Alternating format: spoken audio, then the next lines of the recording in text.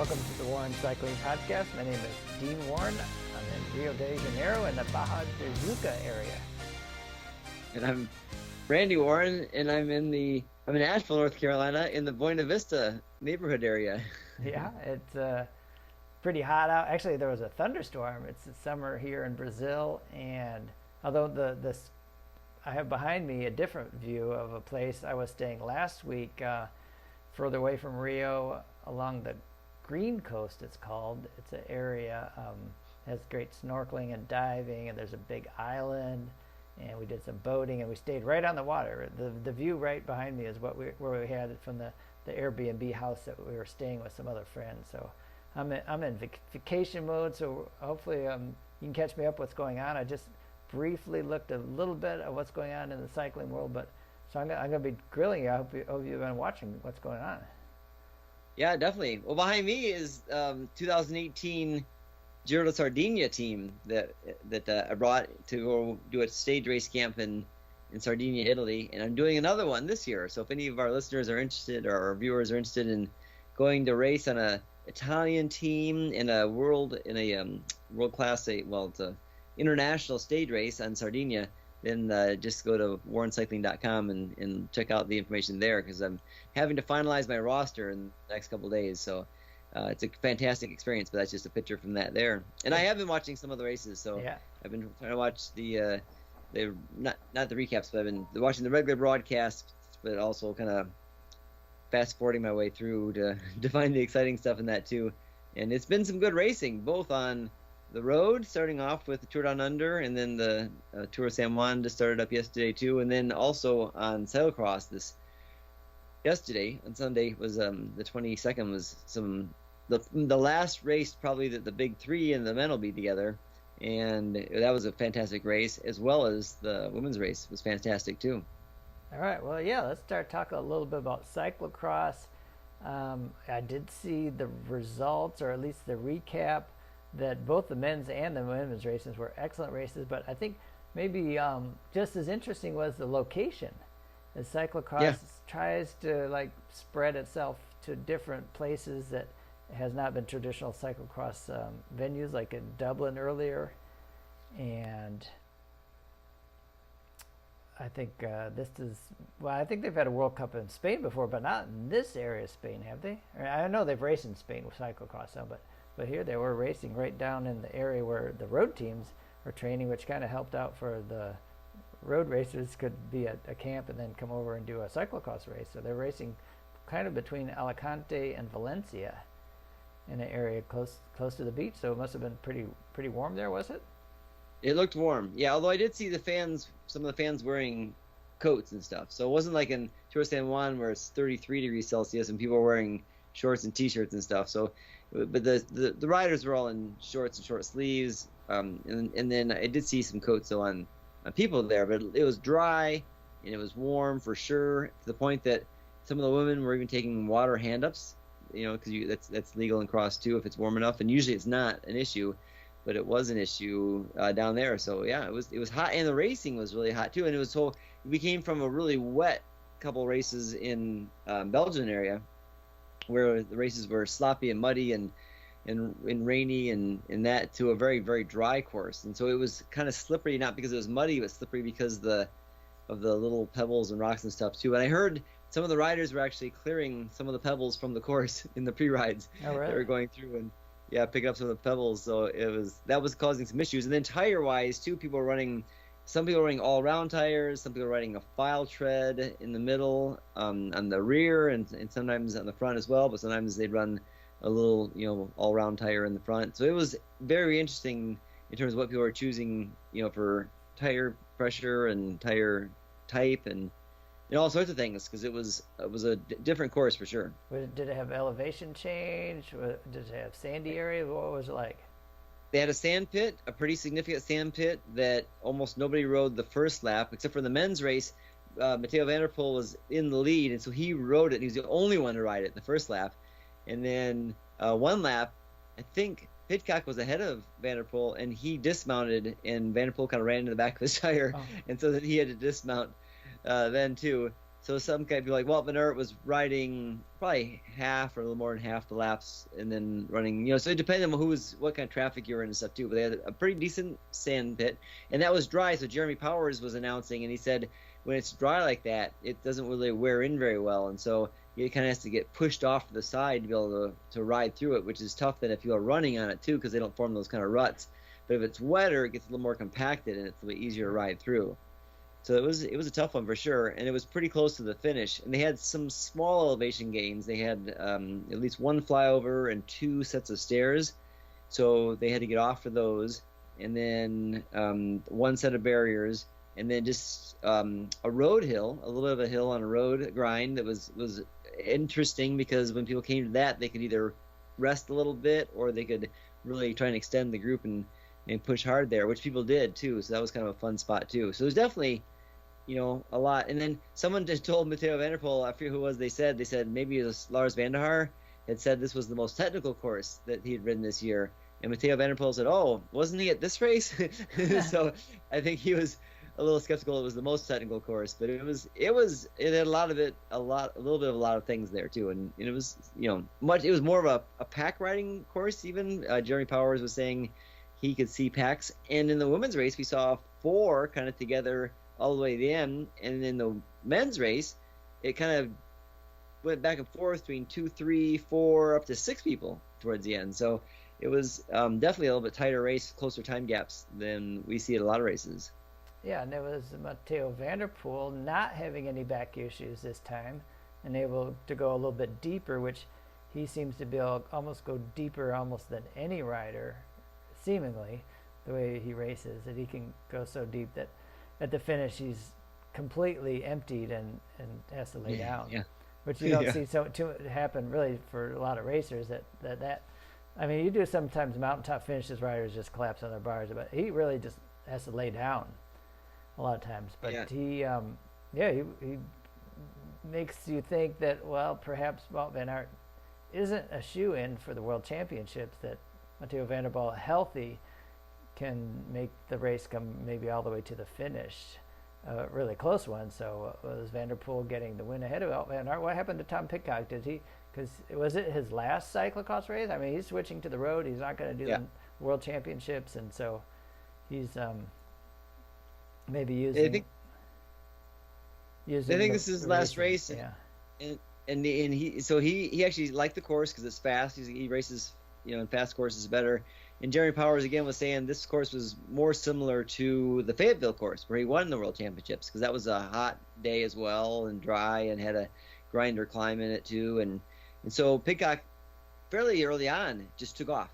He was in line like 5th, 6th place, and he just went to his long little bit of a climb section that was not real open to pass, and he just jumped around and just drilled it. And he had a gap of like, I don't know, 4, 5, 6 seconds for maybe almost a whole lap, and just railed it. But it was so early on. It was like second lap out of, I think, 9. So, it was, I think he shot his wad in some ways there. And then the group, though, he would get distanced a little bit. They'd come back together and distance a little bit and come back together. So he kept kind of coming back together. And then right towards the end, he kind of fell back a little bit, and he ended up 5th place.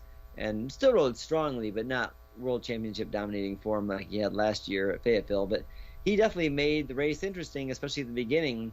And it was one of those courses that they were saying had a speed limit on it. You could only go so fast on parts of it. So it was hard to, really make up if you're in front to get too far ahead, or if you're behind to catch up too much, because you can only go so fast on some sections of the course too. Only go so fast because of how technical it was, or because?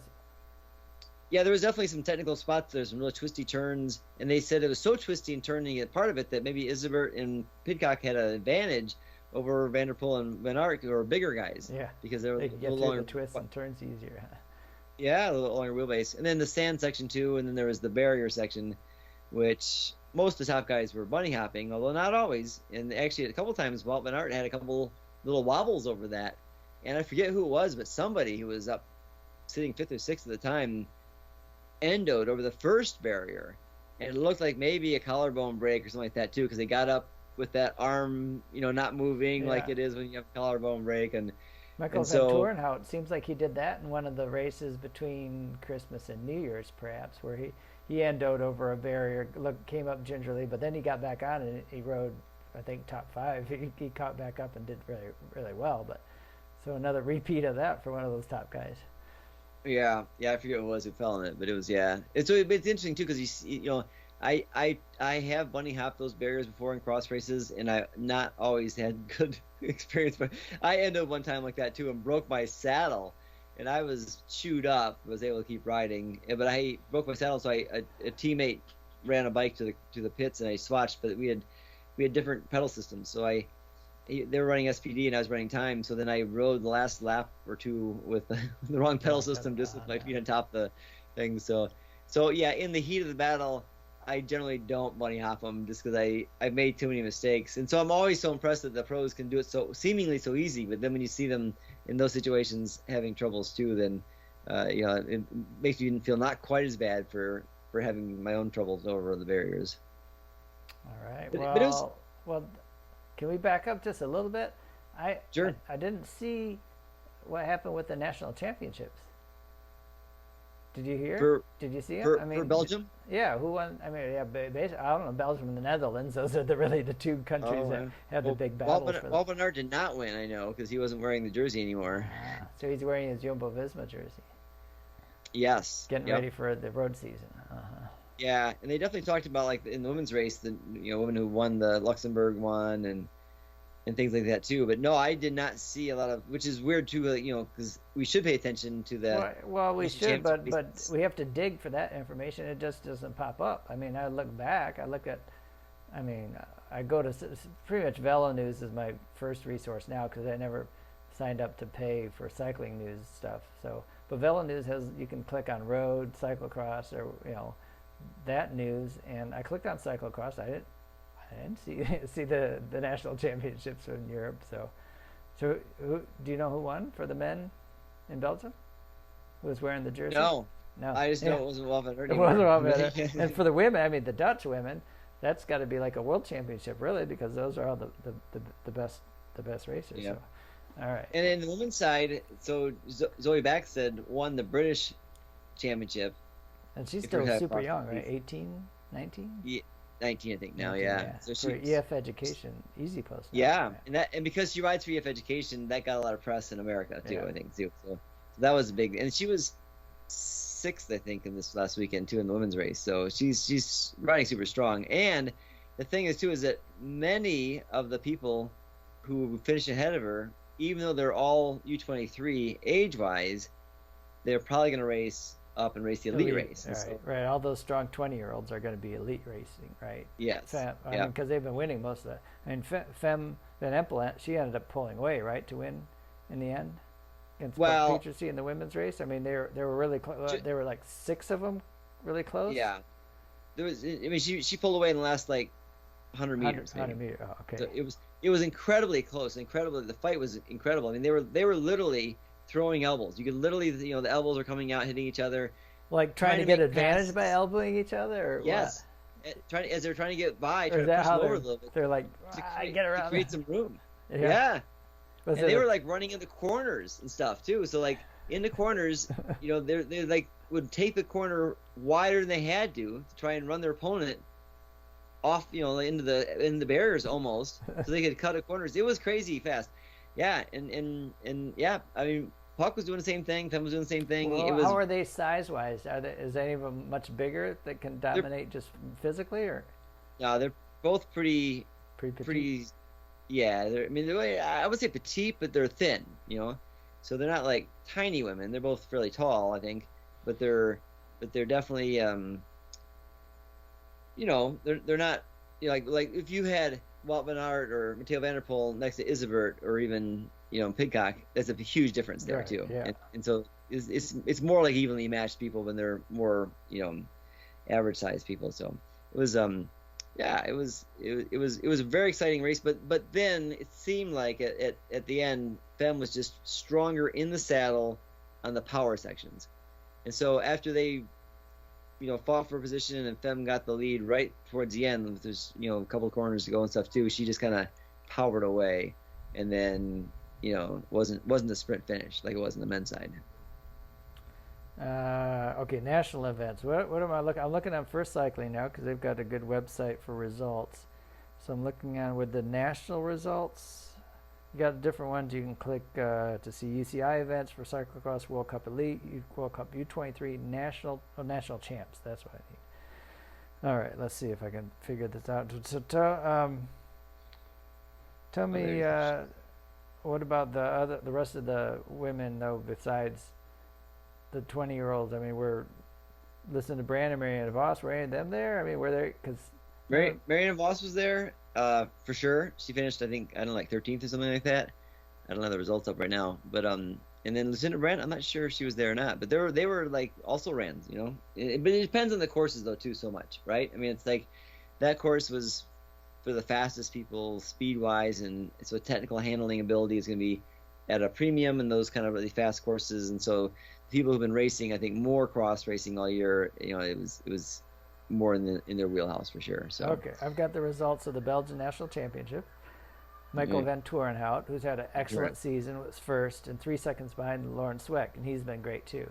Thibaut Nisa was third, ahead of Elie Isabert. So. Oh, and Nice won the U23 race yesterday too. Ah. Yeah, see, it's pretty young. So Van Torenhout, he's had a great year. He's well deserved that for a national championship. But the world championship, national championship. I'm just kidding. For the women in the Netherlands is what I really want to see, because that's where all the top cyclocross women are. I have to go. Okay, UCI national champs. Lucinda Brandt was in there, 5th place. She was 5th place, so she did race. She's been one of the stronger legacy riders. I guess one of the ones that haven't been the oldest ones. Zoe Baxter was actually 7th, not 6th. I'm sorry. So yeah. Okay, here we go. But Magali Rochette though, Canadian, who's I think she's currently the Pan Am champion, right? Isn't she? And she's been in the past for sure. She was 9th, so she had a strong race for sure there. And the Clara Hunsinger, she was there, right? But not such a good race. Yeah, she was like 38th.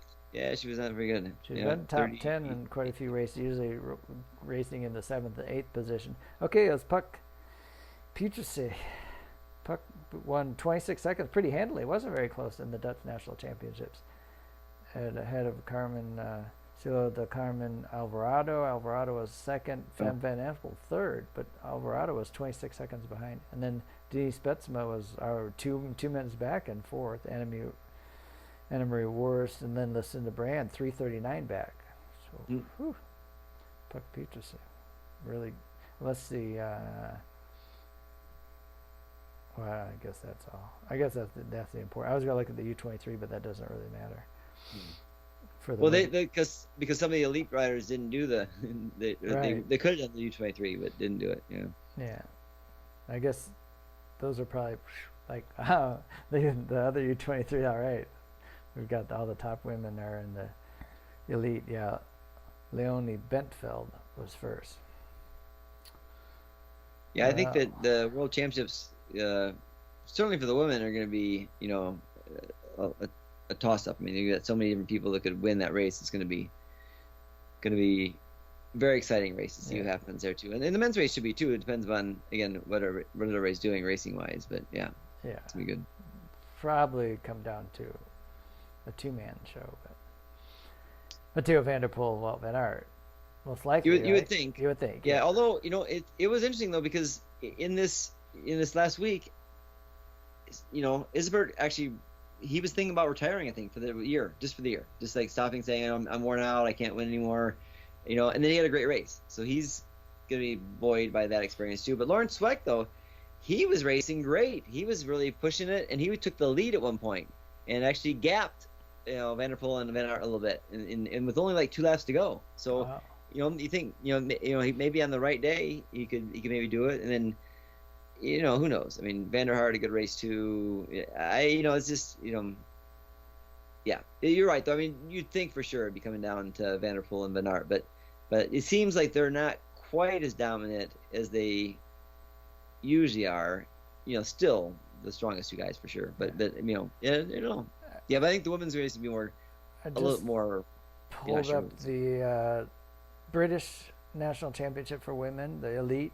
Zoe Backstead won by like over 3.5 minutes. Yeah. It says here she's an 18-year-old professional cyclist. So she was born, let's see, the 24th of September, 2004. So she won't be 19 until September.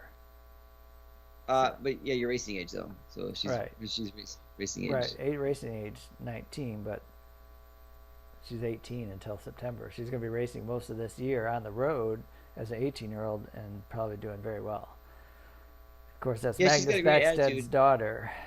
Yeah. Yeah. And her mom was a pro cyclist, I think, too. So a fine athlete as well, too. So she's got unbelievable genes. All right, well, that's a good wrap on cyclocross. We've got kind of a weekend break, and then the World Championships in Hoogheide, which is very southern part of the Netherlands, just across the border from Belgium. I think it's pretty close to Matteo van der Poel's home, so it's going to be a big battle, we hope, between Van der Poel and Wout van Aert, which we didn't get to see in Fayetteville last year because they both opted out.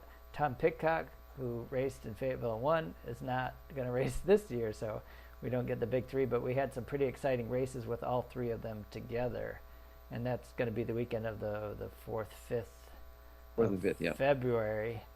So Yep. we've got one more weekend before that, and then we really probably won't think. I mean, there's more cyclocross racing in a few different cups. They have, you know, the X Trophy or the Super Prestige, and then I think only maybe one more World Cup. I don't know, but I think the last World Cup is this weekend, and then there's that's the CDM designation, I think. So I think it's which is this pretty next tight. weekend. Pretty tight for both are up for grabs in the men and women. The men's one's secured now, I think. Oh, is so it? yeah, they said that. I think Van it was- Torenhout? Yeah, but no. Who was it? Someone didn't race this weekend, and so then it was the person said to finish in the top 9, and then they would be the champion. Oh, yeah. No, I should know who that is right away, and I don't. Lars van der Haar raced this weekend? You said he... Lars van der Haar did race, but it wasn't him though. You said he thought it was super technical then. Yeah, it was, and he had his normal great start where he was the first guy off, which he almost always is. Well, I don't know who would be, because Van der Haar, Van Torenhout, Lawrence Sweck, and Isabert have all been, Maybe I Sweck, thought, at it the top. might have been Sweck. Maybe Sweck was the one that had to finish to get it. Yeah. Well, Warren Cycling Podcast, episode 315 here on January 22nd. We'll do birthdays later, but Mike Johnson's birthday today. Today's the 23rd, isn't it? That was 23rd, 22nd, yesterday. Yeah, yesterday was Mike's birthday. Anyway, 23rd of January, and we're transitioning now from cyclocross to road because we've had the Santos Tour Down Under, women and men, is in the books.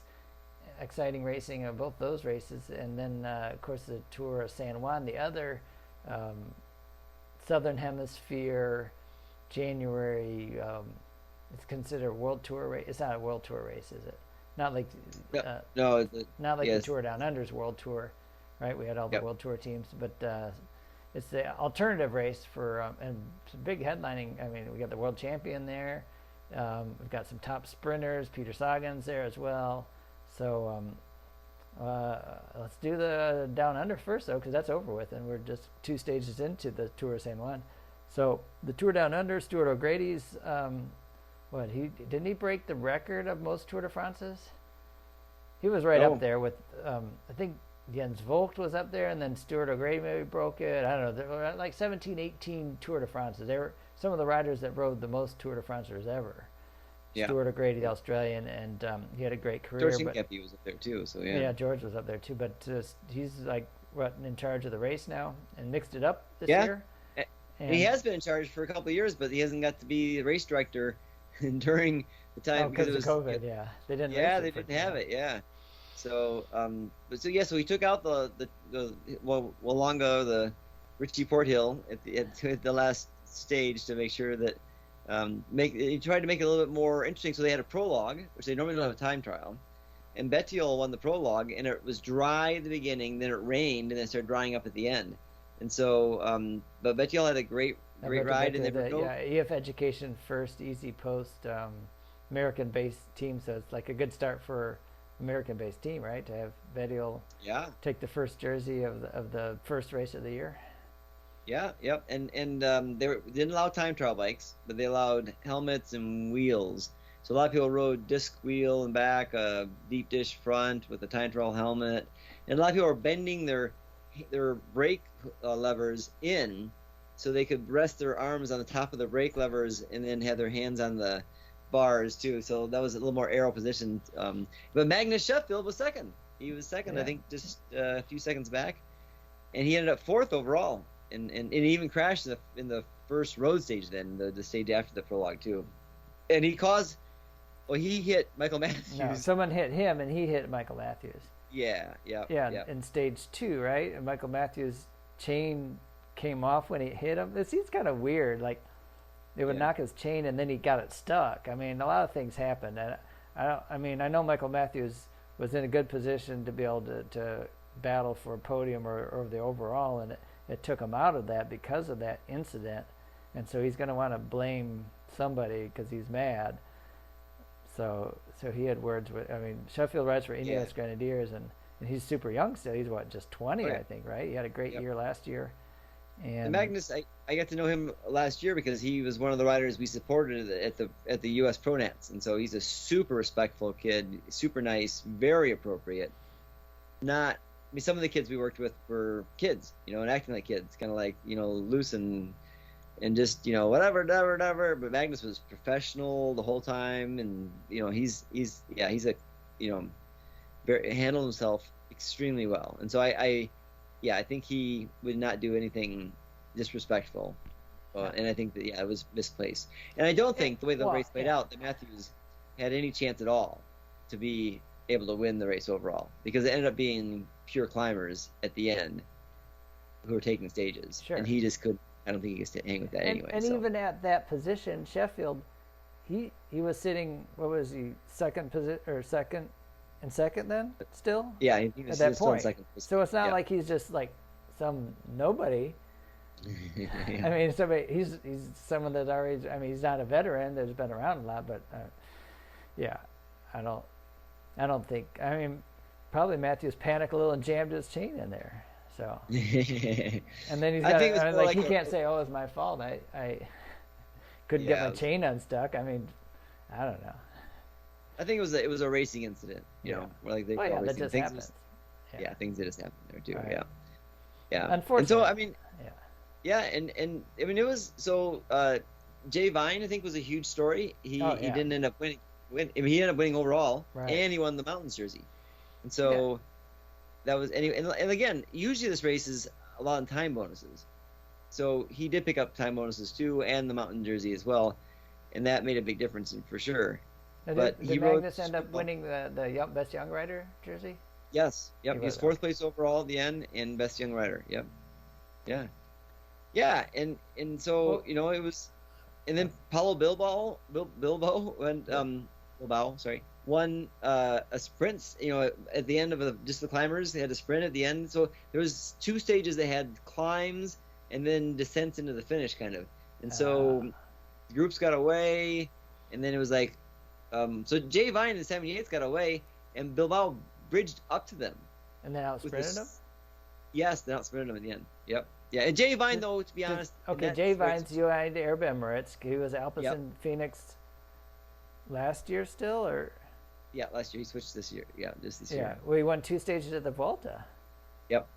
And he's the guy who got on the team because of his Zwift. Yep, yeah. His great power to weight ratio, and he won... the time trial national championships for Australia just recently, so his power to weight's great right now. Yeah, well, his form's he's on great form too. Yeah. And so he was riding, but he's still relatively young to the peloton. This is his 3rd year, I think. He's 24, isn't he? Yeah, he's not young necessarily age-wise, but young racing at this level for sure. Well, he kind of slipped through the cracks. He tried to get on the UniSA, the Australian the team that they send. And they said, no, we don't want you. Yeah. the last But time.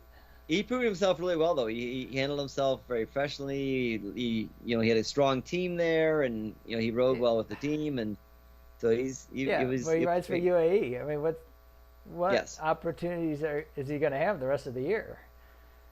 yeah, maybe Stages, none. maybe. I don't know. Maybe not, because they're going to be contending for almost every stage race they race in. Yeah, They'll have a top, either a Tour de France former winner or other top. Yeah, it's yeah, they're loaded. yeah. So this was his race to win, and he did it. Wow, So that's yeah, it was impressive. great. Yeah, Yeah, okay. and then So wait, I want to go back to the first stage was a sprint stage. So Caleb Ewan won that criterium that was before, yeah, he's must be riding pretty fast. He didn't couldn't climb up the hill for the national championships to be in contention to win that for Australia, right? So, but he got second in the sprint stage, yeah. stage stage He one. started so far back, Oh, he did. so far He back. might have been the fastest guy there, but he had too much Yeah, ground to make up, huh? yeah, yeah. His position was not good at all. In the run in, he was sitting like 20 something. It was really far back. Yeah, he just yeah, yeah. Well, who So won? Who won that stage? I can't remember. I saw it and uh, I don't remember. Was it Phil Phil Bauhaus? Bauhaus, It was Phil yeah, Bauhaus. Okay, that I did remember. Phil Bauhaus. Now, and Phil he played Bilbao it. and Bauhaus are still Bahrain victorious?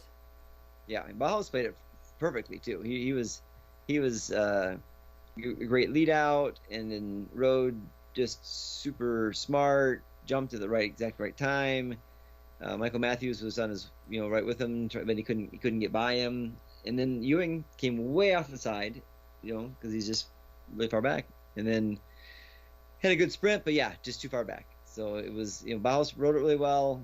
Matthews rode well, but just didn't have it quite at the end. And like you said, I think Caleb was the fastest sprinter and just started way too far back. But it was an exciting kind of sprint too. Okay. Yeah, it was. So that was stage one. Stage two, that wasn't. That was Oh, Rowan Rohan Dennis. Dennis. Oh, okay, yeah, Yeah, that's right. I did see that. Rohan Dennis won a stage, but that was. How did he win? that was well. It was He kind of was getting over broken Jay up. Vine, Mario Schmid, Simon Yates, Jai Hindley, Caleb Ewan, six. Uh-huh. So he That was brought in the a long sprinters. a long drag uphill sprint. Yeah. So, and Dennis, um, so it was just it was smaller, reduced group at the front, and it was a little bit technical, and it was people were going at the front, and so then Dennis just attacked hard and held off and at the right time, So it was just kind of like, so Ewan came in, he was off the back a little bit, and then he led the peloton home. So 11 seconds later, so it was just that small group off the front that was fighting it out, and it didn't seem like Dennis was going to be the strongest sprinter for sure. So he jumped early, and then gapped people and held off the win. So. Wow. But That, again, it was one of those situations in which, so it was, who was it? Rowan, Dennis, Jay Vine, Schmid, and Yates, I think. Oh, and then Hindley was with them too, I think. And then he got gapped at the end. So it was like the race course again was that maybe a group would stay off, maybe it wouldn't stay off. And, it was really well designed. The course was really well designed. It wasn't going to be all sprinters, but yet the sprinters had a good chance too. well, okay. Was the corkscrew climb the day that Pel Bilbao caught back on and won the sprint? Yes. Yep. Okay. So Simon Yates was second that day. Jay Vine, Michael Matthews, and brought in the rest. And then, Yeah. but the rest was still kind of a select group. I thought it was Right. interesting too because when I saw the I don't know. I thought for Ineos Grenadiers that Ethan Hayter might be their best Yeah. guy, but it was Yeah. Magnus Sheffield. Now Sheffield, okay, you said it was rain, dry. When did Sheffield go off? Did he go off early? He That went was off early. first dry.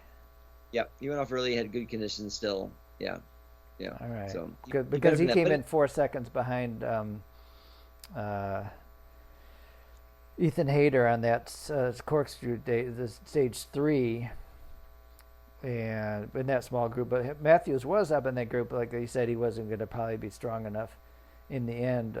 But they had other riders to see like their form. Finishing fifth then was Sven Erik Bystrom for Intermarché Circus Wande, and then Nathaniel Fazion, the Eritrean rider for Trek Segafredo, was 6th. He was up there. Antonio Tiberi, so another two Trek riders coming in. Italian rider for Trek Segafredo. Then Vader for Jumbo Visma, Milan Vader. Is he one of those young Dutch guys coming up that's going to be strong? Ben O'Connor, Aja Dejur, AG2R Citroen, and then Hayter, Izaguri, Schachman, Chris Hamilton, guys you're going to see later.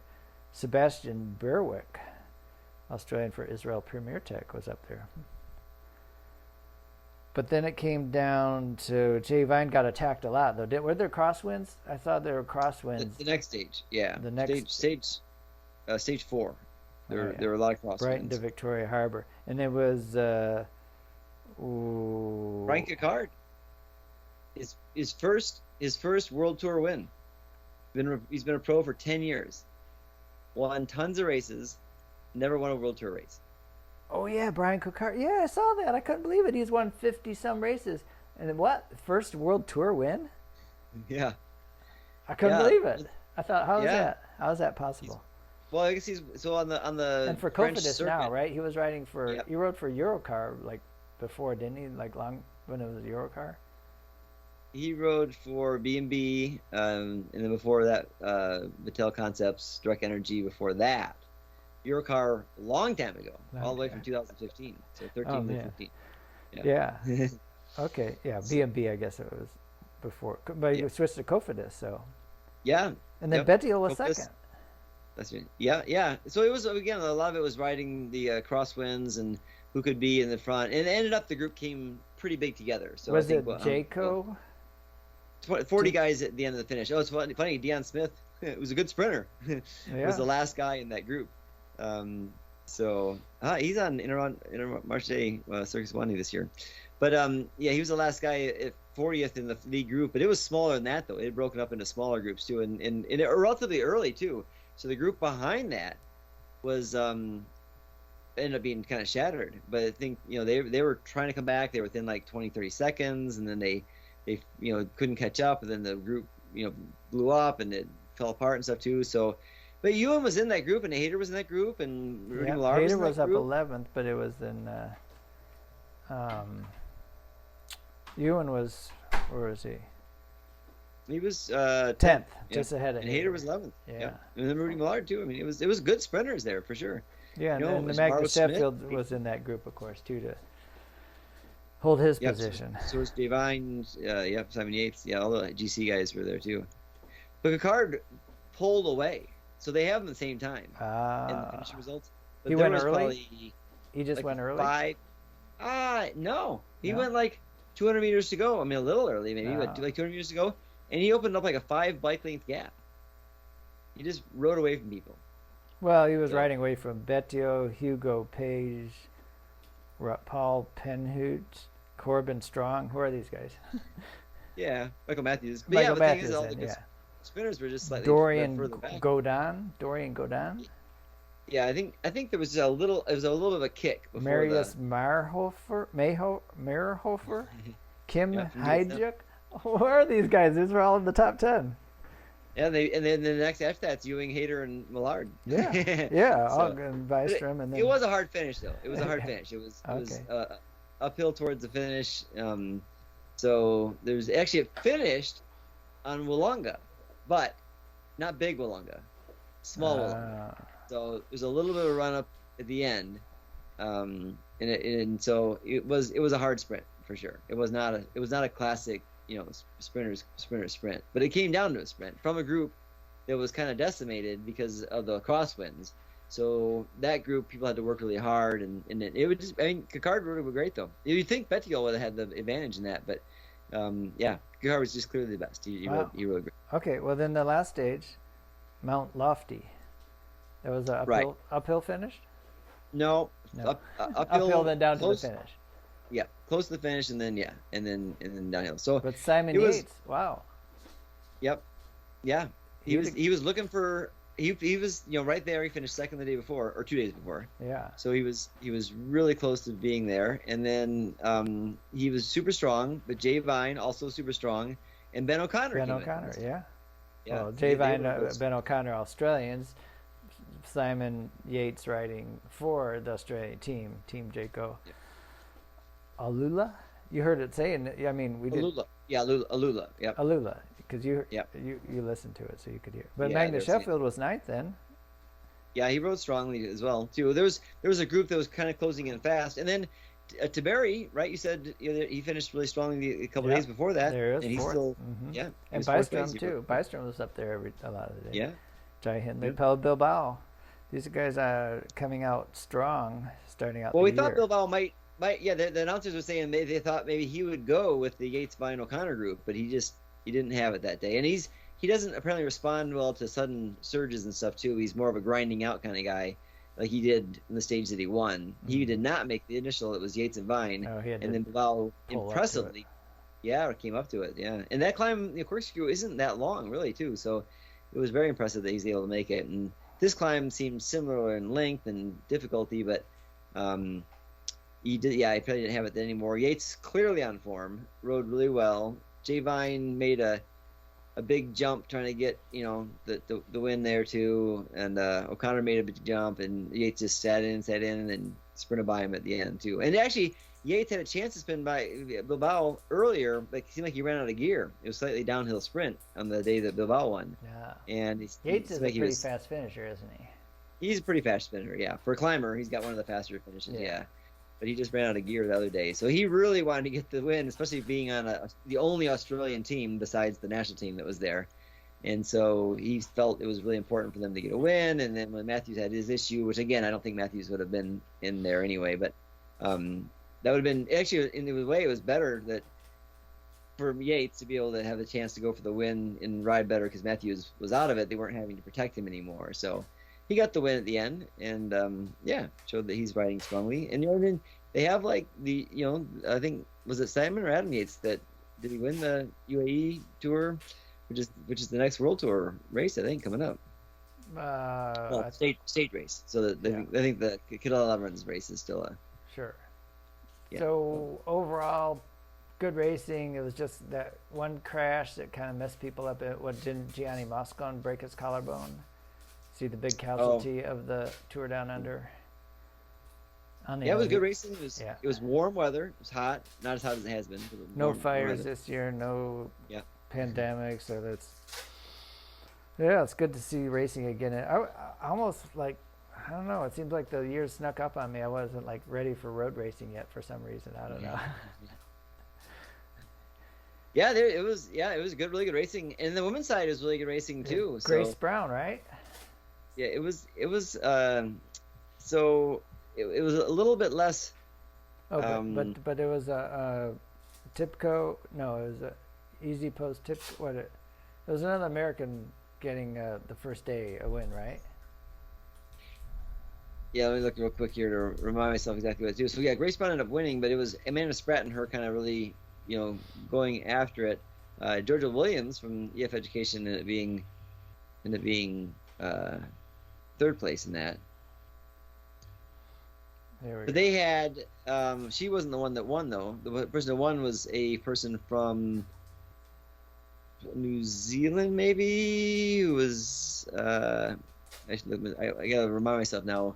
She was Polish. She was a Polish woman, just joined the team recently, and she had a great sprint finish. And it started off the year. Oh, that wasn't EF Education first. I knew it was American Day Scene. That's right. Human Powered Health. Human Powered Daria Piklik. Daria Piklik. Yeah. So that's huge for Human Powered Health. I mean, that's what I was thinking. The EF Education first Easy Post got the prologue win, with Alberto Bettios, American-based team, and then Human Powered Health got the first stage win with Daria Piklik. So. Yeah, and they're a World Tour team this year for the women too, so the pressure is on for them to perform, and they came through first chance they had. So, Kaya Schmidt, other teammate, American, was 7th. And she's tiny woman, Oh yeah. And I actually met her at the coaching summit in US Cycling, and she's so small. She her feet barely reach the floor on a regular chair. She had her toes reach the floor. And she rode. Yeah, she won junior. She was second in the junior world championships. She won the points race, I think, on the track. She won two races on the track. She's a really quality racer for sure. And again, 19 years old, I think, so super young. That's going to be, something to watch out for sure. Yeah. She and Zoe Backstead went head to head in the World Road Race Championship, and Backstead got the better of her. But she's super strong, and it was impressive that she was in there towards the end. So. Right. So, but like you said, Georgia Williams, EF Education Tibco SVB rider, was second in the second stage. 3 stages for the women at the Tour Down Under. Alexandra Manley from Team Jayco Alula won that. But Grace Brown, then what was it, the third stage that was the deciding stage? Yeah, it came into the corkscrew, a climb, the same one the men did on the third to last stage, was the finishing stage for the women. Oh, and she was right with Amanda Spratt at the end, huh? Yeah, it was again a really tight race. The climb was the big difference. They had to then the descent off the climb too, so it wasn't like it was a foregone conclusion or anything. So it was really good racing at the end there too. So it was a 2-up sprint at the end, and got a few bonus seconds too, but she won by 10 seconds. So it was really tight. Top 7 all Australian on that stage. Then Claire Steele's a British rider for Israel Premier Tech. Roland was 8th, and then Krista Doble-Hickok, the American rider for EF Education. She was 9th. And she ended up 5th overall. So excellent. And Georgia Williams was, from EF Education was in second place up until the last stage, and then dropped down to third. So still podium, so that's big. Still podium. Yeah. So, but Grace Brown rides for FJJ Suez this year. Yeah. Yep. So top 4 Australians on the overall, and then 5th was an American with Doble-Hickok getting 5th, and then it looks like 1, 2, 3, 4, 5 more Australians. Abby Smith rides for EF Education as well. A British woman, was 10th overall. And then Alexandra Manley, another Australian, in 11th. And finally get to our first Dutch.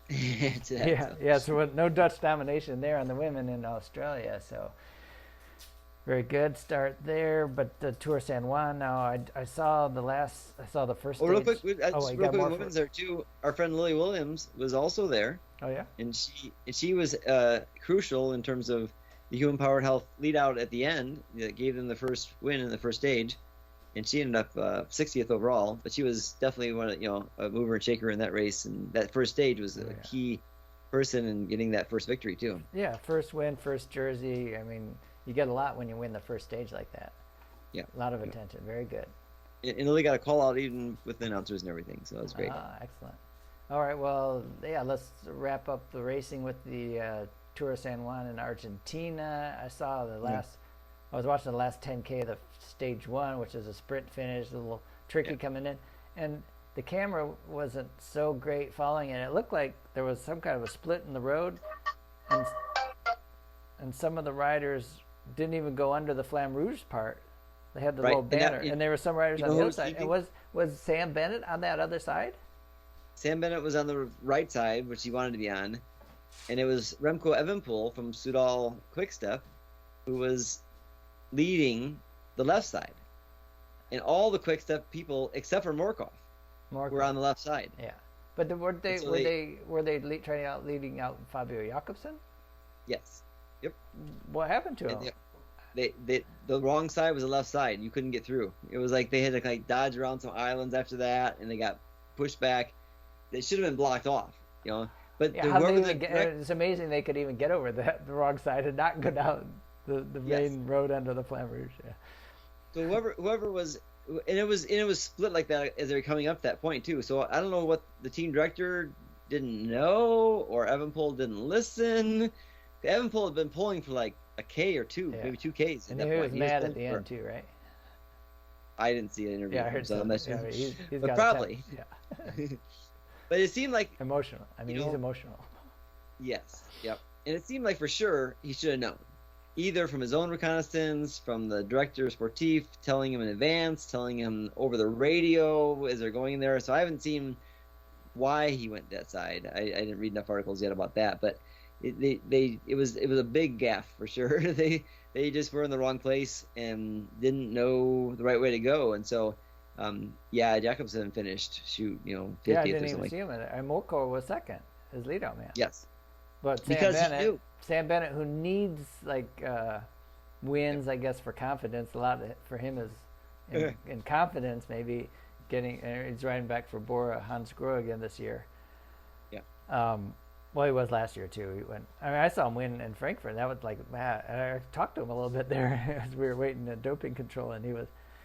I mean, it's a relief for him sometimes. I have to go a long way as a sprinter. Sometimes it's more just of a relief because you have a lot of the pressure to win. But I mean, he was pretty happy too. But I'm sure he's really happy to start out the year with a win.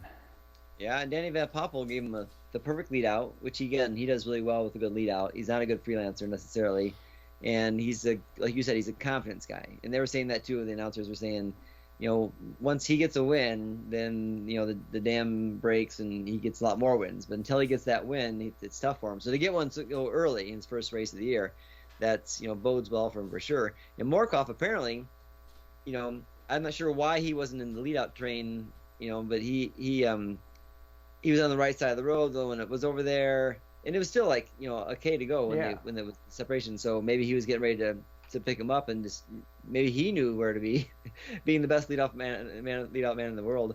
But so then he said, oh, okay, now I have to sprint. And he's a capable sprinter, obviously on his own too. So was still able to do well. But then Nizzolo from Israel Premier Tech, who needs all the points they can get, was also on the podium there too for third place too. And Sagan, who was not ever sure. Yeah, 7th place. Yep. Viviani was 6th. So it was a good finish too. Though really the unknown person was Gleb Syriza from Astana races. I think he's Russian. Got the white flag next to his name. So there's a lot of sprinters here for sure. Sam Welsford even too. He was DSM. Seemed like they had things lined up too early. They were really in control, but they were in control on the right side when Evenepoel was on the left side. So that's how long Evenepoel was. Who are they sprinting for? Sam Welsford. Yeah. Well, Welsford. Yeah. He ended up in 11th place. Yeah. So yeah, but there's people. Gaveria's there too. Rick Zabel, who was doing the lead out there. Obviously for Zolo. But yeah. So they've got a lot of Richesi's there too. Whose race this will be his final race. He was hoping apparently. He's racing for Argentina, right? Yes. So apparently he was hoping he would get hired by Astana to be Mark Cavendish's lead-out guy, and they went with Chase Bulls instead. And so he didn't get a contract, and this apparently is going to be his only race of the year. So stage 2's going to finish pretty soon here, right? It's what? Yeah, a little bit later now. today. Yeah, I'm in Brazil 2 hours ahead of Eastern time. It's 4:00 my time. So yeah, I was looking for. I thought I saw a result, but no, it's not finished yet. So yeah, stage 2. So they still have 100. They still have 146K to go. It's over 200K stage. I don't think we can talk that long. No, it'll be a while. So yeah. But right. apparently there's 7 World Tour teams and then 10 Continental teams I think here, and they're only 6 rider teams. So there's a lot of teams here. I think 26 teams, something like that.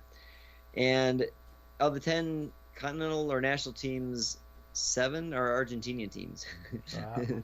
So the first day was like 90% Argentinians in the break for a long time. It ended up being 3, I think, Argentinians up until like 20K to go too. So they, and like some of them were even on rim brake bikes and all sorts of things too. So big opportunity for them though. Big opportunity, you bet.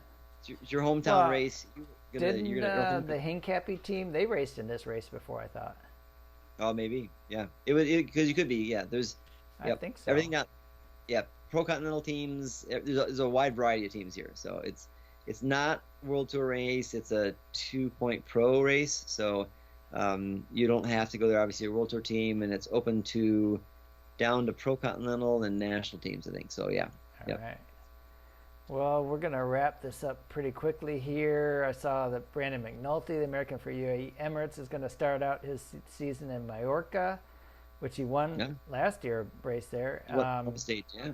I get with the races. I get press credentials too. It's nice. I get on an email list. So like Eschborn Frankfurt, the one-day race in Germany, I get updates throughout the year. Sometimes if they're having a new course this year, not that different, but they're going to try to maybe shake it up a little. So because it always comes down to a sprint now, but I don't know if their changes. They didn't make that many changes. They made it sound like it was going to be all these big changes. I looked at the route. I said, they didn't change that much. Maybe they're going to go twice over the high point. So maybe who knows? We'll see.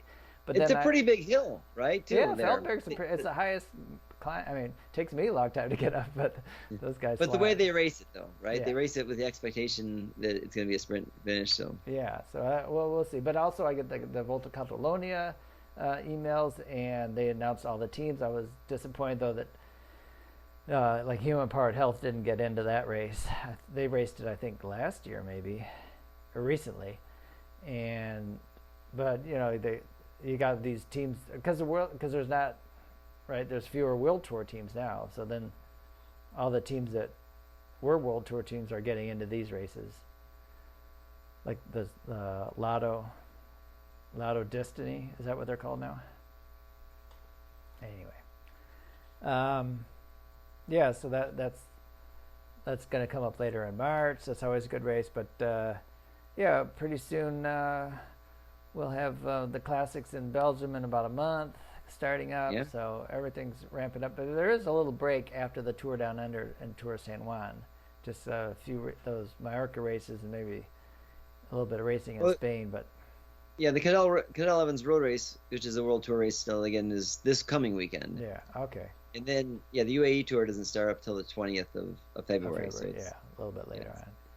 All right, well, let's go to birthdays and wrap this up. We got an Italian birthday. Stefano Zanini. Stefano Zanini, 54. Yeah. Unfortunately, he's in that time period. But he raced, though, for Mapei for a long time. And he was a really key rider for them. And then Quick Step, which is, Waseco, then Quick Step, then Liquid Gas, and the last one was Predic Correlato. So he's been retired since 2007, but he was, still in that he era. did race. Yeah. So Mueller second. Yeah, Mueller second. Yeah, he's a super quality rider. 62 years old. He won the GC at Romandy. Won a couple stages at Catalonia. Tour of Swiss stage winner. Third in GC one year. So he's really good quality racer for sure. And he raced actually for Mapei in '94 was his last year too. But he raced for TVM and he raced for PDM in the '80s, so not in the '90s. So But the top active rider and fourth on that list for birthdays, 29 today, Marhawi Kudus. So Eritrean. I mean, we got with the Eritreans like making their mark last year. The first Black African, I guess you would say, or because they had South Africans have won big races, but they're making their mark. Does Marhawi Kudus who is he racing for now? EF. He is still Education Easy Bus. Yeah, and he's won the Tour of Rwanda in 19. That's his biggest win. He's been twice national champion of Eritrea in the road race, so including last year. But and he's been in the Tour de France, finished top 20 on a stage. So he's a good racer. He's been a pro, UCI pro since 2013. Right. Seems like I follow him on Strava, and he doesn't have that get a lot of kudos. Like his name's Kudus. Seems like Kudus would get a lot of kudos, but Niels Eickhoff, the 25-year-old Dutch rider, his birthday today. Then next on the active list. And Joel Millard. I wonder if he's Rudy Millard's father or something. He's 77. Michael Olheiser, 48, American. Yeah, he's a guy down here. He's in Nashville. So he's not in Nashville, but I think he's from Tennessee. Tennessee or Georgia. Did he show up some of the racing still? Yeah, he's super, super strong.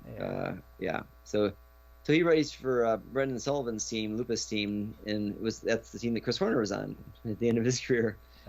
Um, but yeah, so he used to be a nemesis of Jacques Cartier, who's a good friend of mine and one of my former athletes, and a similar age. And they would race together once Jacques moved down to Nashville. And Holheiser, always so strong. And so a local masters racer, he would kill you, you know, and then he'd still race the 1-2s, of course, even as he is aging. So super strong rider. Miles Daly is 25. Another American celebrating his birthday. All right, we're at an hour. We're going to wrap this up. Don't forget to check out warrencycling.com to see all the different happenings with camps, especially the chance to race in Sardinia with the combination that you said an Italian team, but it's really Italian-American, right?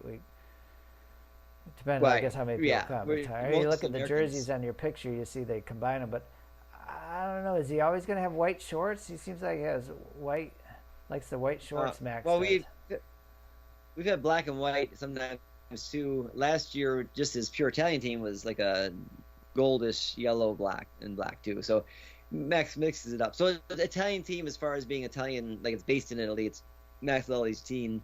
But yeah, as many Americans will be racing on the team, so it might be mostly Americans for sure. But you get the Italian team experience, what you get there. We start off, we spend a couple days in Tuscany and getting used to the time zone and the different place there. We eat Michaela, Max's wife. Michaela is a gourmet cook. We eat her food a little bit, and then we go over to Sardinia, and it's a 6-day stage race with 4 road races, an individual and a team time trial. So it's real European racing, no crits or anything like that.